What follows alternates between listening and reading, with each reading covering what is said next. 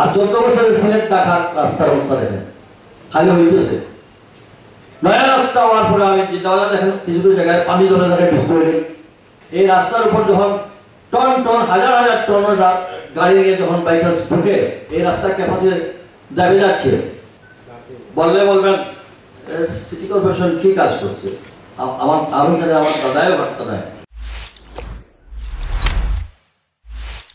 আমাদের 1200 কোটি টাকা দিতে প্রবলেম সরকারের রাজস্ব অর্থনৈতিক, আর গত এক থেকে দেখেন তাদের কত হাজার কোটি টাকা এক থেকে কতটা প্রজেক্ট পাস হয়েছে।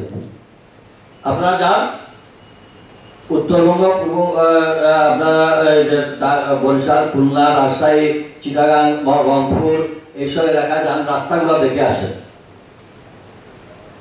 আর 14 বছরের সিলেট ঢাকার রাস্তার অবস্থা দেখেন খালি হইতেছে।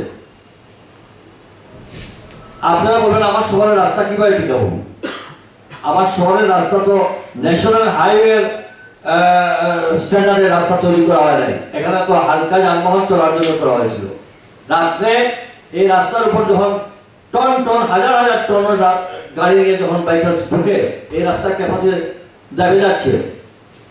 নয়া রাস্তা হওয়ার পরে আমি চিন্তা দেখেন কিছু কিছু জায়গায় পানি ধরে থাকে বৃষ্টি হলে, বললে বলবেন সিটি কর্পোরেশন কি কাজ করছে। আমি এখানে আমার দাদাও বার্তা নাই। এরপরে তারা এই টোল ফি করার জন্য, টোল ফাঁকি দেওয়ার জন্য সংশ্লিষ্ট সঙ্গে যোগাযোগ করে তারা ওই শাহপুরান ব্রিজে দিতে যায় না, কারণ ওইখানে গেলে টোল দিতে হয়। হ্যাঁ, এখন তারা মানে এই রাস্তা দিয়ে চলে আসে। আমি বলছি আমার একটা 1 তারিখে দিয়েছিলাম, এত বছর মধ্যে এটা হয় না। লাস্ট ডে আমি গত পরশুদিন আমি মিনিস্ট্রি দিয়ে দেখলাম যে অবস্থায় আছে এই অবস্থায় পড়ে আছে। তা আমি চিন্তা করলাম আমার তো বলার দরকার, জানানো দরকার। আপনার আমি তো ওপেনলি মিডিয়ার সামনে বলছি যে এই অবস্থা, এটা তো কিছু না। কালকে ফাইন্যান্স মিনিস্ট্রি অফ ফাইন্যান্স কালকে ছাড়পত্র দিলে নেক্সট উইকে একটাকে অ্যাপ্রুভ হয়ে যাবে, নেক্সট উইক হয়ে যাবে। এখানে তো একটাকে যেতে হবে, এখানে ফাইন্যান্সে না থাকলে তো যাবে না। আর আরেকটা বিষয়, ফাইন্যান্সের জন্য সিলেটের এটা যায়, অন্যান্য এই লোকাল গভর্নমেন্ট থেকে অন্যান্য সিটি কর্পোরেশন যে প্রজেক্ট আছে একটাও ফাইন্যান্সে যায়। এখন আপনারা বুঝছেন, আমি 1 টাকাও পাইলাম না, আর আপনি আর 71টা করে দেন।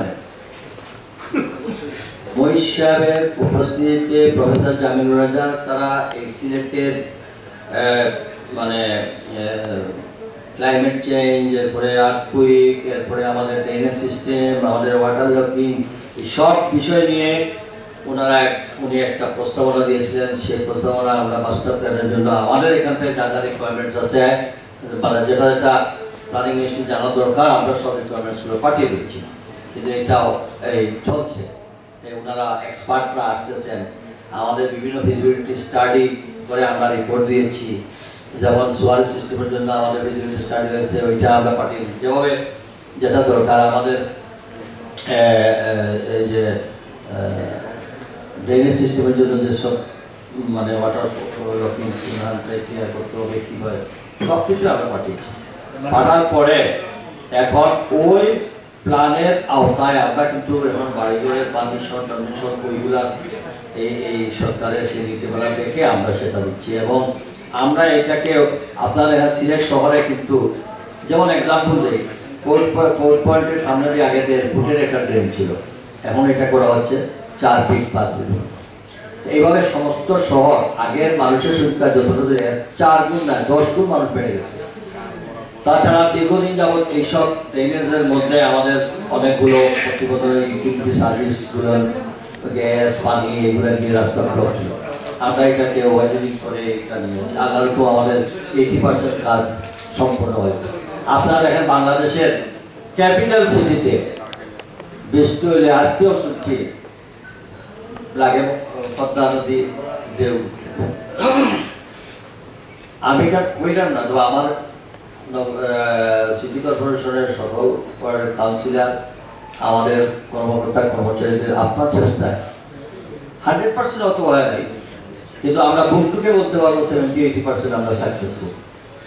কিন্তু আমাদের এই সাকসেসফুলের জায়গায় আমরা এইটুকুই আমরা হইতো না, আমরা 100% চলে যেতাম। অপরিকল্পিতভাবে উপজেলাগুলোতে যে বড় বড় যেমন ক্যান্টনমেন্ট এরিয়া যেটা দেওয়া হয়েছিল, সেখানে তো এই হাওরটাকে 4 ফিট উঁচু করে ভরাট করে এই পানিগুলো তো ওইদিকে নামতে পারতেছে না। সো এখানে একটা প্ল্যান থাকা উচিত ছিল যে পানিটা কোন দিকে যাবে।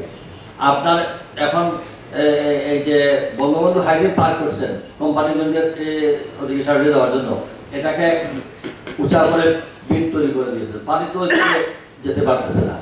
এরপরে যে বঙ্গবন্ধু ন্যাশনাল হাইওয়ে পার্কের যে রাস্তাটা কালভার্ট ছিল, চ্যানেল ছিল পানি চলে যেতে, এখন চ্যানেল কমে আসছে, কালভার্ট হয়েছে। এখন যাইতো আগে 2 কিলোমিটার 3 কিলোমিটার জায়গা জুড়িয়া, এখন ঝাড় 40 ফিট 50 ফিট 60 ফিট জুড়িয়া, পানি তো এত জলদি কাটতে পারতেছে। এখন আপনারা যখন বর্ষা হয় একবার চোখে দেখি ওই লাক্কাতুরা বাগানের পাশের ছোড়াটা দেখলেই অনুভব করতে পারবেন যে কি পর্যন্ত পানি এখানে নেমে এসে এখানে আসে।